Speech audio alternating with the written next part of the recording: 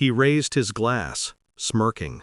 Honestly, her boss said, his voice thick with wine and arrogance, she could do way better than you. Laughter scattered across the table like broken glass. Even she laughed, too quickly, too comfortably. My fork didn't move, neither did my face. The waiter poured more wine. I watched the red swirl like a small storm in a crystal cage. Her hand touched his sleeve. Briefly. Enough. Then she leaned toward me. "Apologize," she hissed, her eyes sharp with embarrassment. Or was it fear? "Apologize or we're over." I looked at her, then at him. He smirked again, like he'd won something invisible. I smiled, and said nothing. The silence spread. Thick, unforgiving. Her jaw tightened. His grin faltered. But I kept smiling, calm, detached. Because sometimes the loudest response is no response at all. That night, when she left with him to discuss something at work, I didn't ask where she was going. I just turned off my phone and opened my laptop. The beginning of the end had already started. For days, I replayed that dinner in my head. The tone of her laughter, the way she leaned closer to him when she thought I wasn't watching. They had chemistry. That quiet, unspoken electricity that married people shouldn't have with anyone else. She said he was just a mentor. I let her believe I believed it. But the truth had a smell. It lingered in her perfume when she came home late. It echoed in her new confidence, her sharper wardrobe, her sudden love for late meetings. At night, she'd shower before saying a word. Her phone never left her side. Even when she slept, it was under her pillow like a secret she couldn't risk losing. I didn't ask. I observed. It's strange how silence can become a weapon. You let people fill it with their own guilt. Her boss's words echoed in my mind. She could do way better than you. Maybe she thought so too. Maybe she already had. The next week, I started with small steps. A quiet inquiry to a private investigator I'd used once for a corporate leak. A request to retrieve deleted messages from a cloud backup. A copy of her work schedule from an employee who owed me a favor. Each file, each screenshot, each timestamp built the shape of a truth I didn't want to see.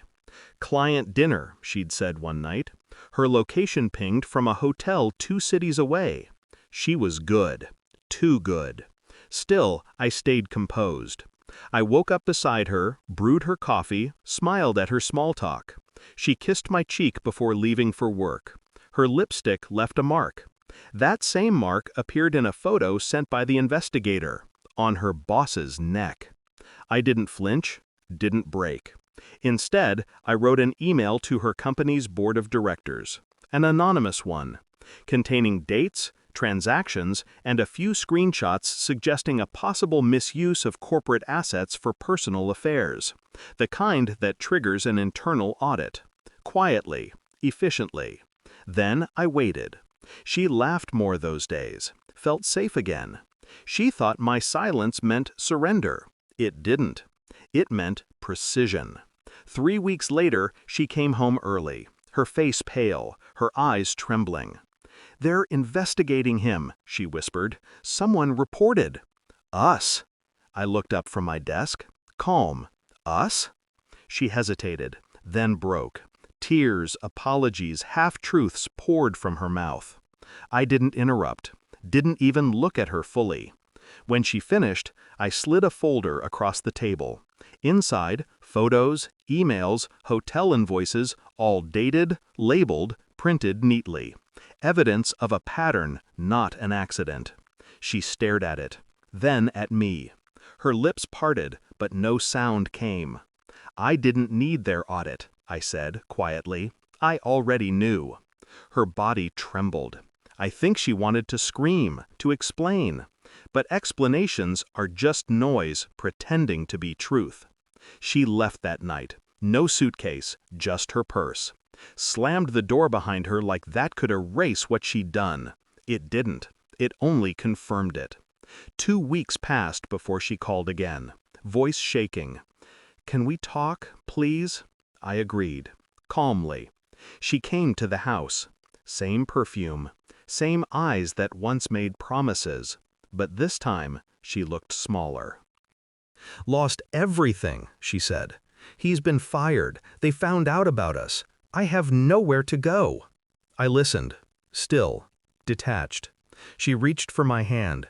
"I know I broke you." "You didn't," I said. "You freed me." Her confusion was almost beautiful. I stood, walked to the counter and placed an envelope in front of her. Inside, divorce papers, signed, finalized. She blanked. "You already filed?" I nodded. "You made it easy." Her voice cracked. "Please, can we just start over?" I looked at her, then at the door. I already did. When she turned, she saw the moving boxes stacked by the door, her key on the counter, my ring beside it.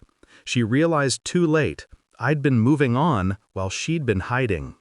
Control had shifted, quietly, irrevocably. I never heard from her again. Word spread, she left the city, tried to rebuild somewhere no one knew her name.